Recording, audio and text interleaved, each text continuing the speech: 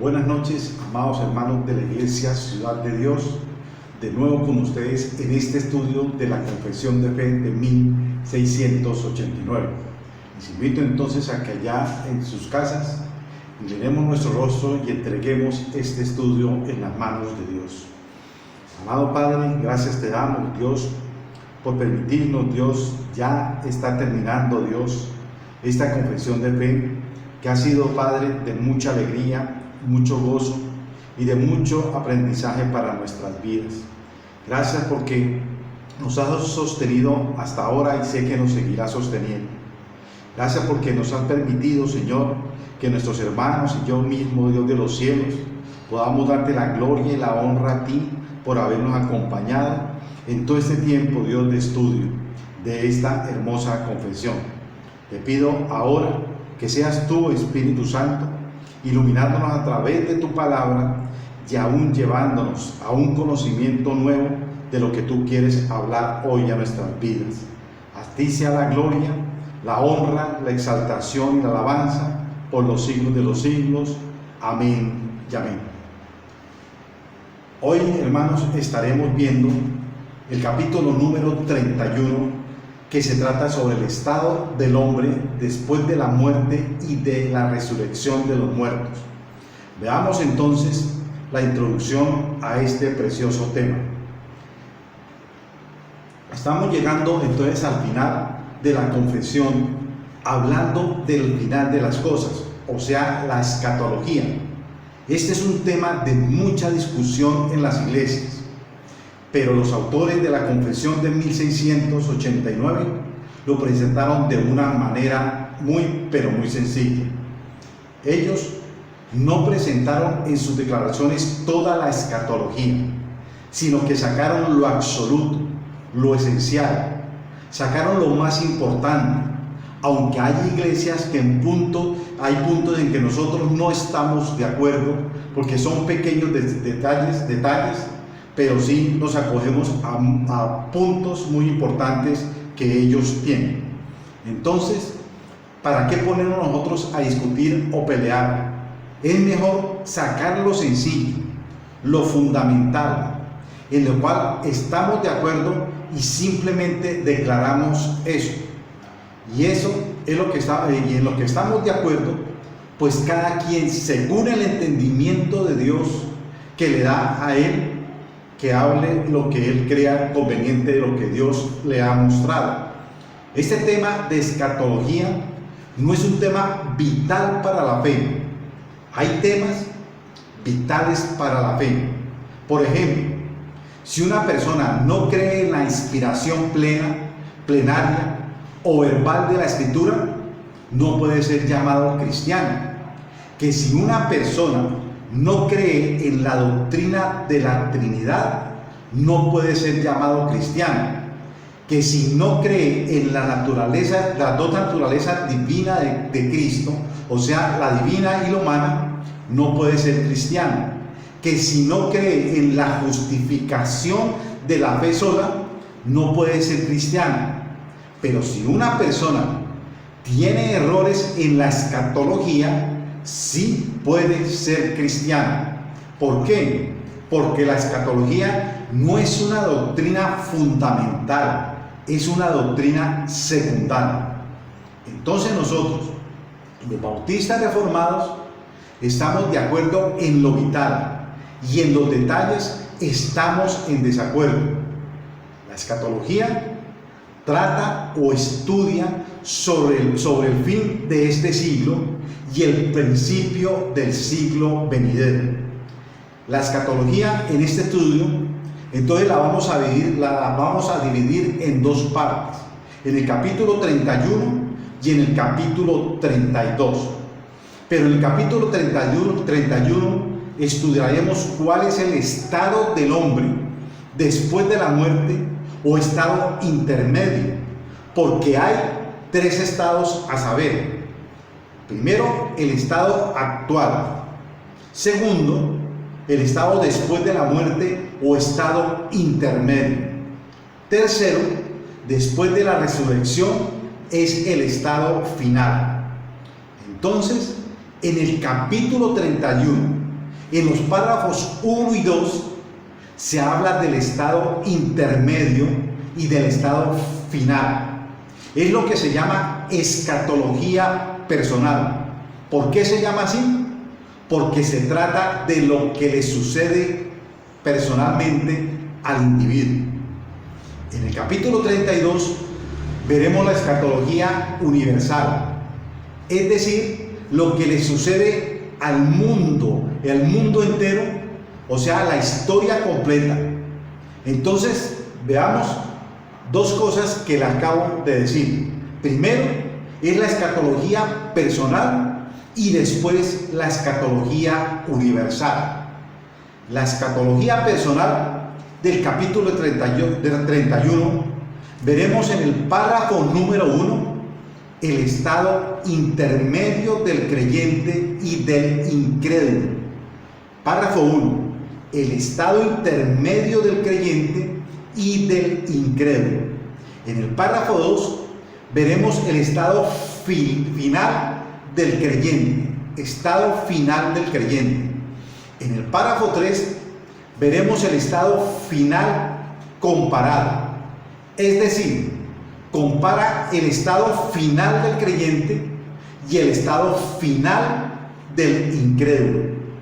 Entonces los párrafos del 1 al 3 es una presentación del estado intermedio del creyente y del incrédulo. En nuestro esquema de estudio veremos, como lo hemos venido viendo, primero la base bíblica, después qué nos dice la declaración confesional, o sea, la confesión de fe de 1689, y tercero, discusiones o preguntas que pueden resucitar con referente a este tema. Entonces, hermanos, empecemos con la base bíblica. Veamos qué nos dice 2 de Corintios 5 del 6 al 8. 2 de Corintios 5 del 6 al 8. Así que vivimos confiados siempre y sabiendo que entre tanto que estemos en el cuerpo, estamos ausentes del Señor, porque por fe andamos, no por vista, pero confiamos, y más quisiéramos estar ausentes del cuerpo y presentes al Señor, presentes al Señor. Este es un texto, hermanos, muy pero muy claro. Es un texto además extraordinario. ¿Por qué? Porque nos afirma que cuando yo estoy en este cuerpo, estoy ¿qué? Ausente del Señor. No es que yo esté lejos de Dios, no, yo estoy con Él, pero estoy en una forma distante de Él. Pero ¿qué pasa entonces cuando yo muero? Cuando muero, inmediatamente yo veo a Cristo. Es decir, estamos presentes aquí al Señor, estamos presentes delante de Él. Entonces, también veamos otro versículo que nos habla muy claro sobre esto, que es la parábola del rico y el pobre, que lo encontramos en Lucas 16, del 22 al 23. Lucas 16, del 22 al 23. Y dice: aconteció que murió el mendigo y fue llevado por los ángeles al seno de Abraham. Y murió también el rico y fue sepultado. Y en el Hades alzó sus ojos estando en tormentos y vio de lejos a Abraham y a Lázaro en su seno. Este texto muestra que solo hay dos lugares: uno donde va Lázaro, que es el creyente de la historia, y otro lugar donde va el rico, que es el no creyente de la historia. Lázaro va a vivir en un lugar de deleite y el rico va a vivir en un lugar de tormento. Entonces estos dos textos nos enseñan claramente el estado intermedio del creyente y el estado del no creyente. Pero veamos ahora qué fue lo que escribieron los puritanos en la confesión de fe lo que dice la cartilla que tiene usted, mi querido hermano, en sus manos. Veamos qué nos dice la confesión de fe.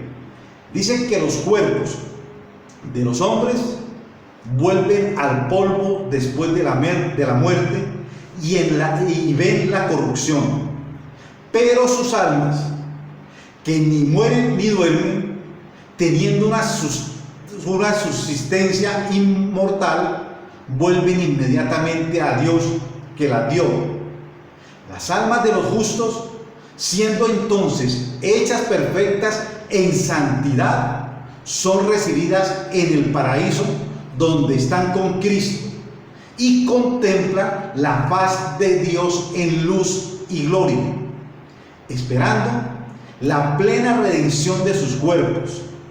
Las almas de los malvados son arrojadas al infierno, donde permanecen atormentadas y envueltas en densas tinieblas, reservadas ¿para qué? Para el juicio del gran día. Fuera de estos dos lugares, para las almas separadas de sus cuerpos, la Escritura no reconoce ningún otro lugar. Entonces esta declaración es muy clara y es pero muy precisa.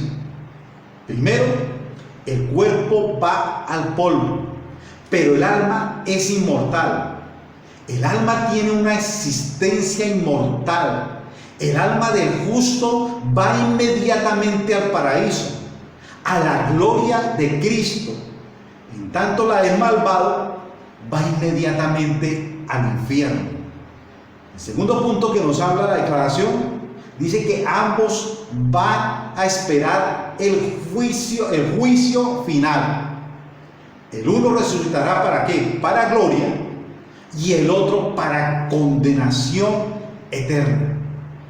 Veamos entonces cuáles son las preguntas y discusiones que pueden suscitar de esta declaración.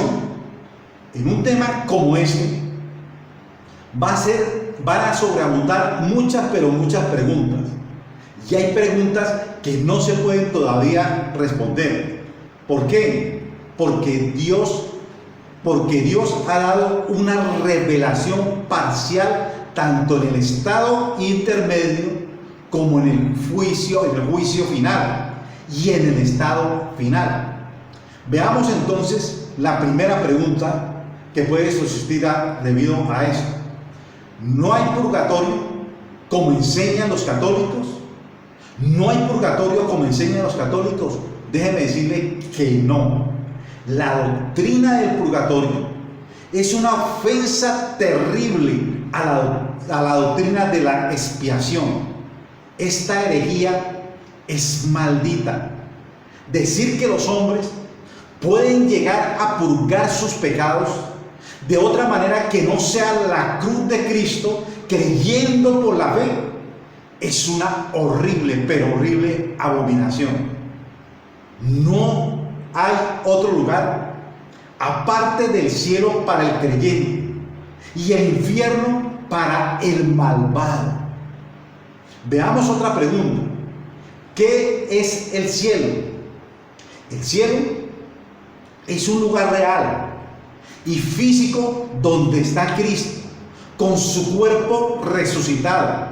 Allí también está el cuerpo de Enoc, ahí está el cuerpo de él, y también el cuerpo glorificado de Elías. Ahí están también los ángeles y las almas de los creyentes. Nace otra pregunta. ¿Hay tiempos en el cielo? Claro que sí. Mire lo que dice, queridos hermanos, Apocalipsis 10:6. Apocalipsis 10:6. Lo voy a leer en la versión Dios habla hoy porque es más clara. Dice: y juró por el que vive para siempre, el que hizo el cielo, la tierra, el mar y todas las cosas que hay en ellos. Dijo: ya no habrá más tiempo, ya no habrá más tiempo. Esto no significa que la experiencia humana va a estar fuera del tiempo. tampoco significa que no habrá más tiempo para salvarse, sino que el tiempo de salvación ya habrá terminado. Pero nosotros viviremos siempre. ¿Ligados a qué? Ligados al tiempo y ligados al espacio. La naturaleza humana glorificada va a estar ligada y sujeta siempre a tiempo y espacio. Otra pregunta: ¿qué hacen las almas de los creyentes en el cielo? ¿Qué hacen las almas de los creyentes en el cielo? Están descansando, están comunicando la gloria de Dios, están reinando, están contemplando la gloria de Cristo, están sirviendo a Dios y están adorando. Este es un resumen, un extracto de lo que la Biblia enseña con respecto al cielo.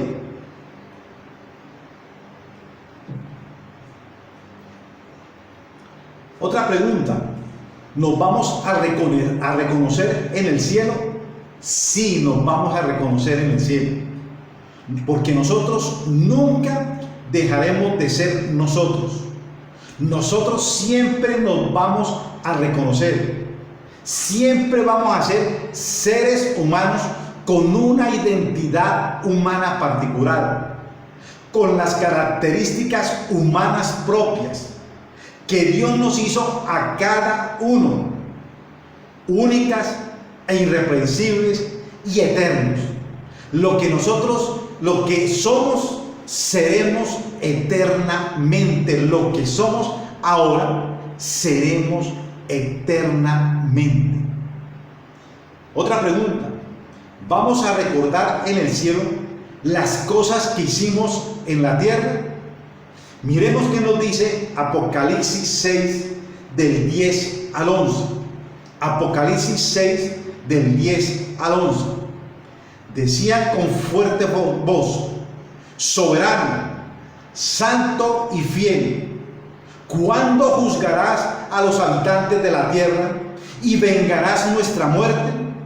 Entonces se le dieron ropas blancas y se les dijo que descansara aún por un poco de tiempo, hasta que se completara el número de sus hermanos que en el servicio a Dios tenían que ser muertos como ellos.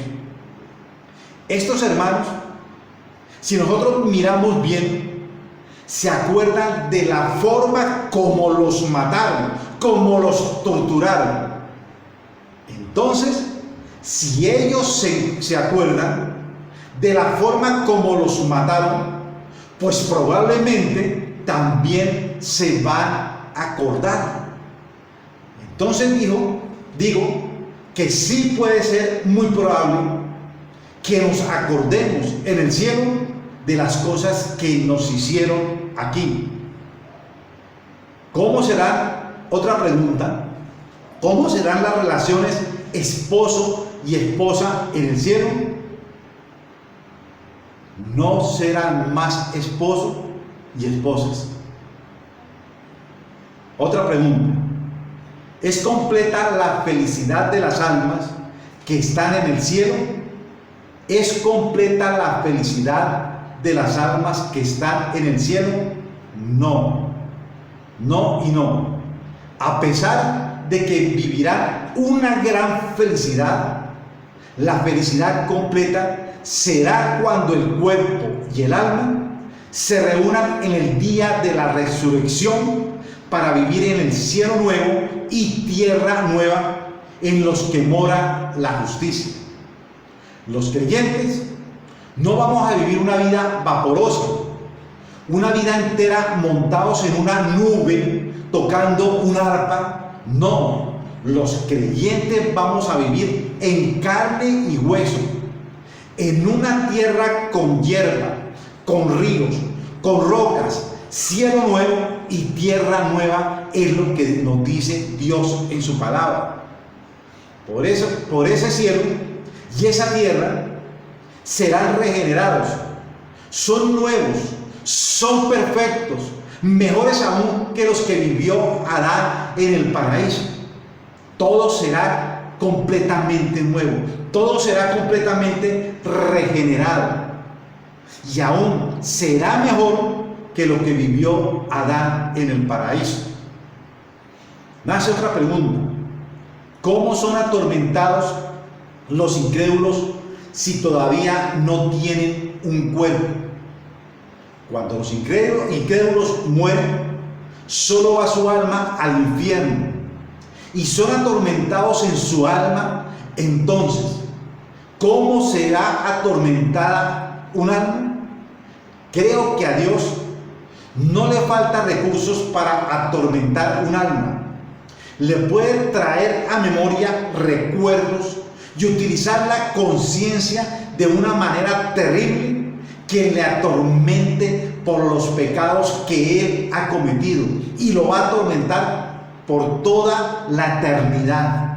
Esa es la manera como Dios va a atormentar el alma de los incrédulos.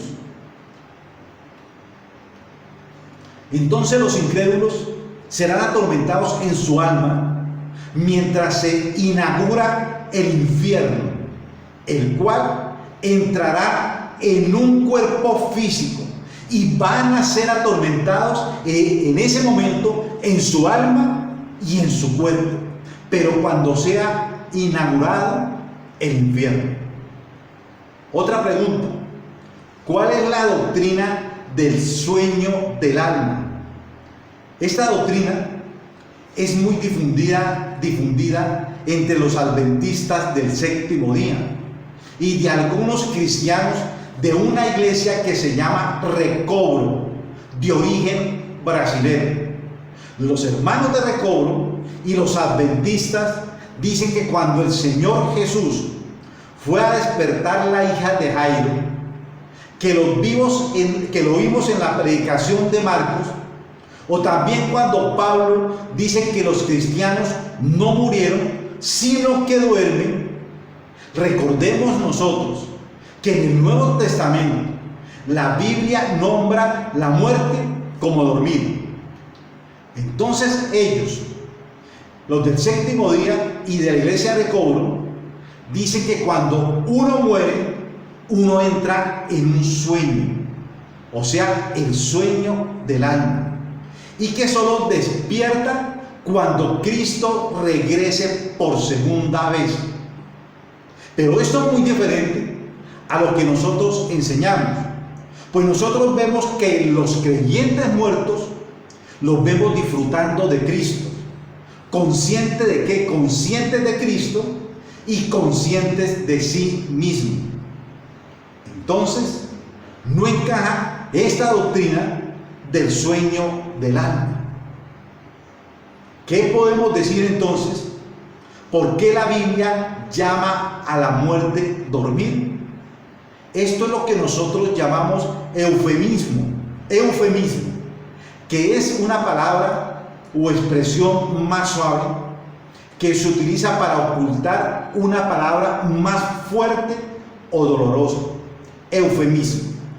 Entonces la Biblia, sabiendo que la muerte es dolorosa para muchos y que la muerte está vencida y que para los cristianos la muerte no tiene victoria, la Biblia llama a esto dormir. El sueño del alma no es un sueño, sino que es un eufemismo que está cubriendo una palabra muy fuerte con una palabra menos fuerte. Los santos del Antiguo Testamento fueron al seno de Abraham. Algunos hermanos, tomando con base la parábola del rico y Lázaro, dicen que las personas que murieron antes de Cristo no fueron al cielo, sino al seno de Abraham, y que cuando Cristo murió, fue al seno de Abraham y sacó a todas las almas y las llevó para el cielo. Esto es una gran mentira.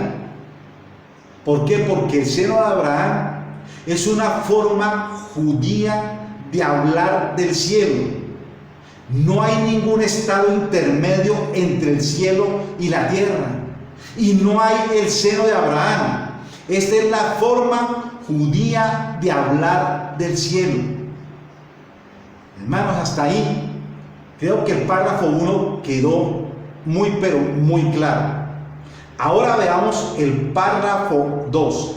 ¿Y qué nos habla el párrafo 2? Habla del estado final del creyente. Estado final del creyente es lo que nos habla el párrafo 2. Miremos qué nos dice Juan 5 del 28 al 29. No os maravilléis de esto, porque vendrá hora cuando todos los que están en los sepulcros oirán su voz, y los que hicieron lo bueno saldrán a resurrección de vida, mas los que hicieron lo malo a resurrección de condenación. Entonces, aquí nos coloca en el lugar de la resurrección, que es el inicio del estado final y de la nueva vida, que es el comienzo del siglo final, del siglo venidero, de la edad eterna. Pero veamos otro versículo con respecto a esto. ¿Qué nos dice Primera de Tesalonicenses 16:17? Porque el Señor mismo, con voz de mando, con voz de arcángel y con trompeta de Dios, descenderá del cielo, y los muertos en Cristo resucitarán primero. Luego nosotros, los que vivimos, los que hayamos quedado, seremos arrebatados juntamente con ellos en las nubes para recibir al Señor en el aire, y así estaremos siempre con el Señor. Entonces notemos aquí que la resurrección de los santos está ligada a la segunda venida de Cristo. La resurrección de los santos está ligada a la segunda venida de Cristo. Pero veamos qué nos dice la declaración de fe. Los santos que se encuentran vivos en el último día no dormirán, sino que serán transformados, y todos los muertos serán resucitados con sus mismos cuerpos, y no con otros, aunque con diferentes cualidades, y estos serán unidos otra vez a sus almas para siempre.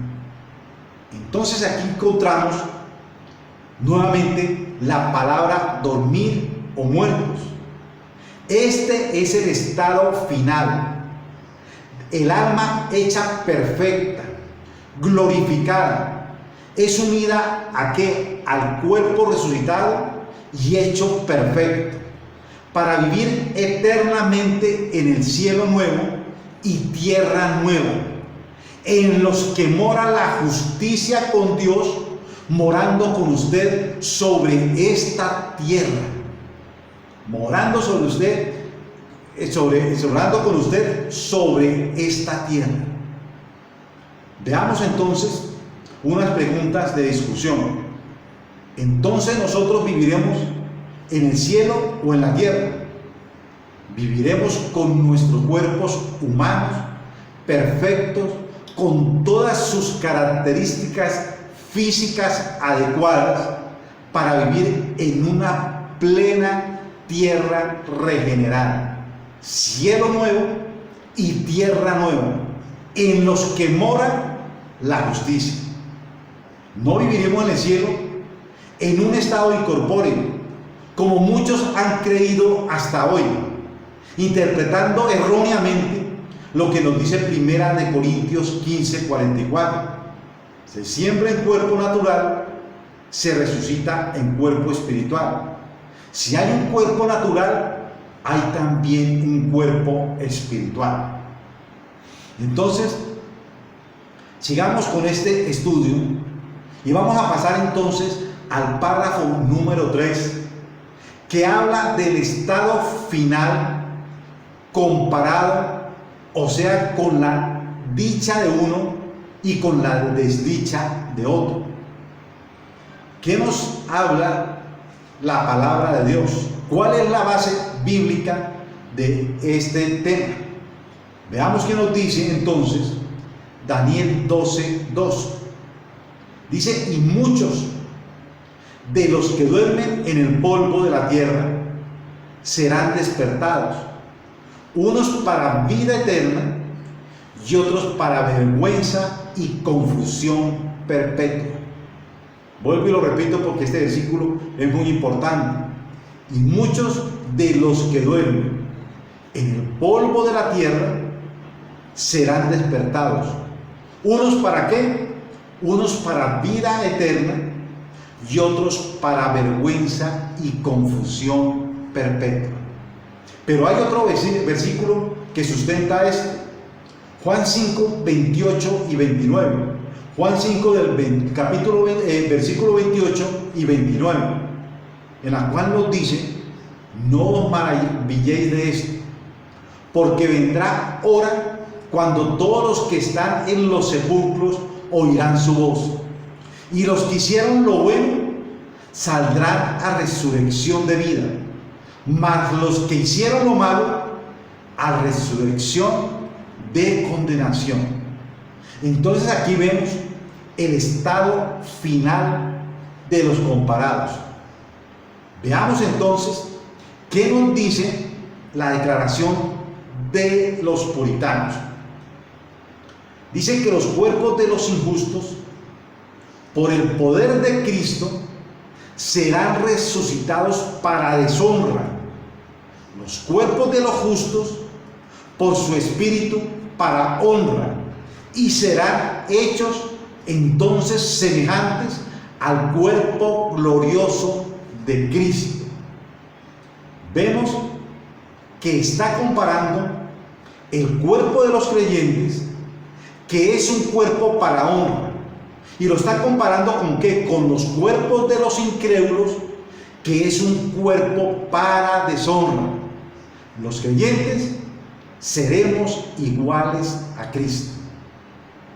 Pero veamos qué discusión se puede presentar ante esto y preguntas. Por lo menos, la primera pregunta que puede surgir es esta: ¿cómo serán entonces los cuerpos de los injustos? No lo sabemos.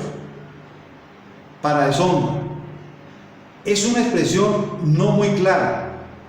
Creo yo que van a ser como el cuerpo del leproso, deformes, mostrando en su parte física manifestaciones de destrucción por causa del pecado, y que no solamente actúan en sus almas, sino que también actúan en su cuerpo.